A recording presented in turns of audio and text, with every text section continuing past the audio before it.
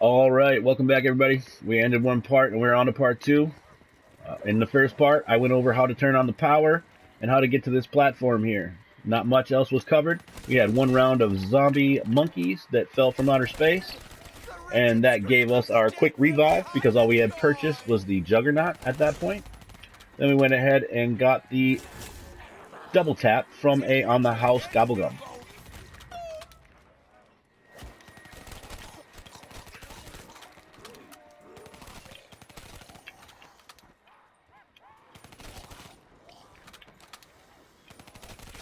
We'll go ahead and finish off a few more of these. Just trying to collect some points, and the next steps I will be taking will be unlocking Pack-a-Punch and launching the rocket. The rocket is right there, sitting on the launch pad, waiting for us to activate it, which we will be doing very shortly.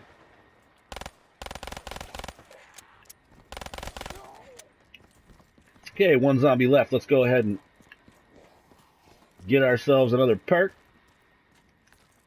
And the next perk that I will be buying, because I can buy two with the Unquenchable, the first one is going to be Speed Cola. I like to be able to reload fast, especially when I get the Wonder Weapons.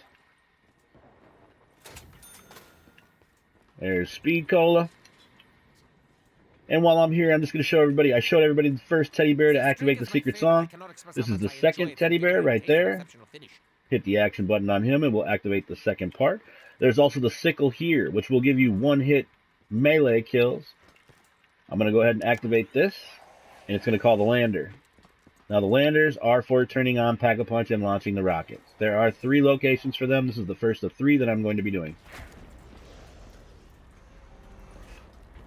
And activating this lander may kill the last zombie here, so I have to be prepared for that. If it does kill the last zombie, we'll start a new round, and I'll go back to the spot where we do the high round strategies. And it did. It fried him.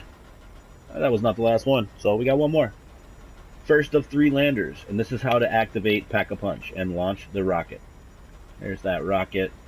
We're going to send that thing to the moon.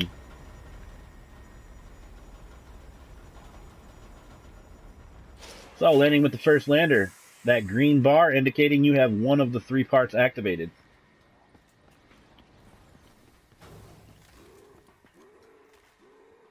Alright, we're going to go ahead and run out from the spawn here.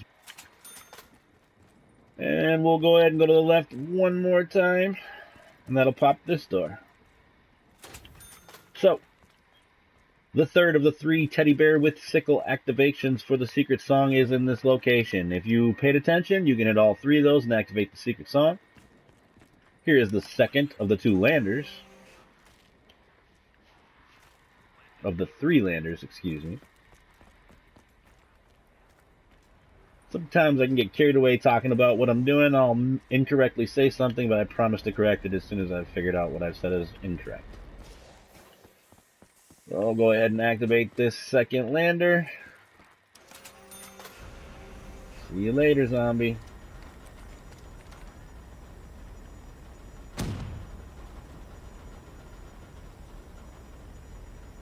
And we have one more lander to activate. I will activate the 3rd lander on this part.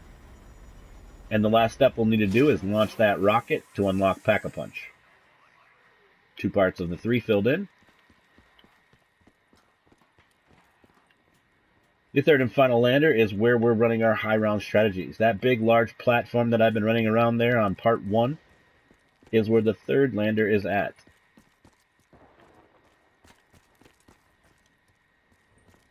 Right here. Lander is refueling. Have to wait a few moments before I can activate it. And there it is. It does cost 500 points every time you have to move a lander. Pretty cheap. Pretty cheap. And when we do these high round strategies, you can leave a lander in this location if you want a quick escape route. But once you see me run these trains on these high rounds, you will feel that it's very unnecessary for your quick escape route. It is not too difficult of a map, and they gave us a very large training area here. Alright, and that killed that zombie. There's still one more left. This is the last of the landers. We've done all 3 in this part. Pack-a-Punch is ready to be unlocked, and that rocket is ready to be launched. As you see, that arm just fell down there that was holding the rocket in place. And that thing is fully green after all 3 of those landers are good to go. We do not have points to Pack-a-Punch, so I will not unlock it until I have points. I want to be able to upgrade a gun when we do that. Otherwise, there's really no reason other than showing you, and I can show you and pack at the same time. Might as well do 2 birds with 1 stone.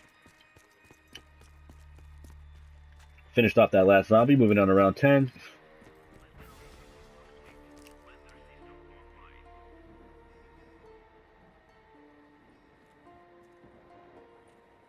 On these early rounds, you can just put your back to this wall, and they will come from that location, the stairs, and the other set of stairs, and nowhere else. So those 3 spots are where all the zombies are spawning from at this moment. Majority of them coming from those large set of stairs there.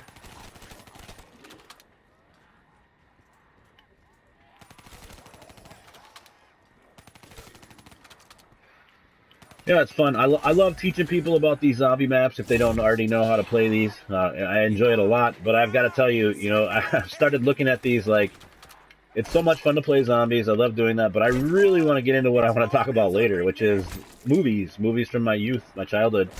And like I told everybody in part 1, I'm going to be talking about Never-Ending Story today. It's a classic movie. If you have not seen it, I encourage everybody to see it. It's good for children, adults, and everyone alike. In fact, it can be kind of hard for children to watch, even though it was designated and designed for children. I've heard certain people say it's almost a horror movie. Like, yeah, there's parts of it that are pretty deep and tough to deal with. I'll get into a little bit of that later. Overall, it's a fantastic, phenomenal movie, and I feel can relate to our times a little bit. Move on to round 11. We do have 5,500 points. It costs 5,000 to pack a punch, but we are not ready to launch that rocket and unlock the rest of the doors. One more round here, and we can go ahead and do that. I would like to have a gun that I'd like to pack a punch. And between the Kuda and the RK5, they don't really fit that criteria. Hit the Gobblegum, don't really need to. Gonna keep my Unquenchable, even though that fire sale would be nice coming up here. Getting low on ammo. Gonna have to be smart here and go down and get some Kuda or RK5. And in my case, I'm going for the Kuda. Careful, careful. Couple hits and you go down. Oof. Real close there. Kaboom. I'm going to take this moment to go ahead and launch the rocket.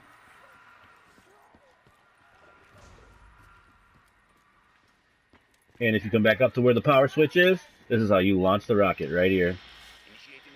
Initiating launch protocol. I hit the button. There it goes. Ignition. Whether it's Mars or the moon or wherever you plan on going, good luck.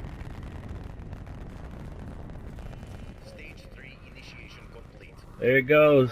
Now, if you had a ray gun at this point, you can shoot that rocket and blow it up on launch. Very interesting. No other gun will do that for you, but the ray gun, you can blow it up when it launches. I had no desire to do that. I just had the obligation to tell you that you can do it. I'd rather that rocket get where it's supposed to be going. Okay, so I don't want to pack a punch these weapons. I just wanted to show the rocket launch since we were in a convenient spot to do so. I'm going to go ahead and take out some of these guys here. I'm going to go get my 5th perk. We have Juggernog, which will help with the health. We have Revive, Quick Revive, which will pick us up if we go down. We have Double Tap at number 3, which doubles the firepower of whatever gun we're holding. And at number 4, we have Speed Cola, which will help with the quick reload. Now, the 5th one I'm going to grab is Stamina right here. The reason I go with Stamina is because it helps you run faster for longer. It's very important to do that if you're training zombies and you don't have your back to the wall. In Der Eisendrache, we had our back to the wall. There wasn't really too much to worry about. Just kill everything in front of you. Stamina was not as much as a need as it is on this map, where we will be running trains all day. Go ahead and finish him off. Don't have enough to pack a punch at this point, and we really want to roll on the box before we do anyway. It'd be really nice to get the Thunder Cannon, the Mark II ray gun, the regular ray gun, or even a shotgun I will settle for at this point.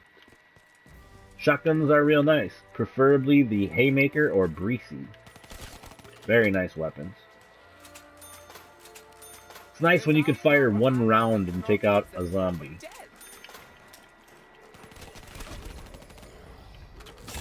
I'm pretty sure the second part is coming to an end here very soon, so just be prepared for a capture gallery to happen at any moment and end this segment, and then we'll move on to part 3.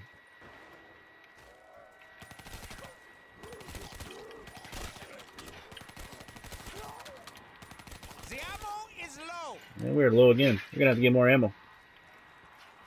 Try and get some of them round up here. The reason I say that is if I run right down there into the mob and I don't have one bullet left on either one of my guns, it can be very dangerous. Let's go ahead and get all of them gathered up here before we go ahead and make a move for our ammo. It's just wiser to do. Patience. Stay alive. And that'll do it. That's enough of them. There's only a couple more down here. Go ahead and grab that Kuda ammo. And I'll give them the business right here. Don't even need to get back up there.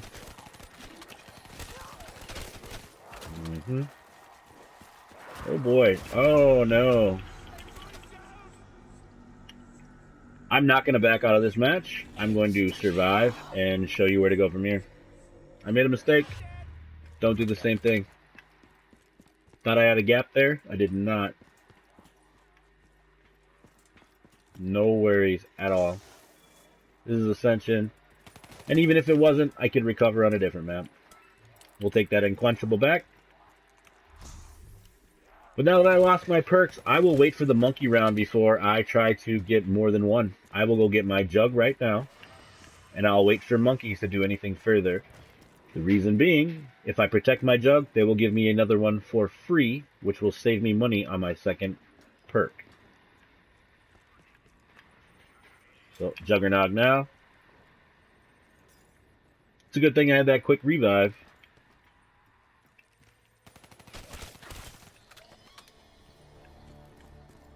And if you feel like you're a novice player, haven't played this very many times, by all means, buy Quick Revive. That can be your first if you want. You can protect Quick Revive and go from there. Here come the monkeys. And I'm going to cut this tape before they even get here. I'll be protecting Jug and getting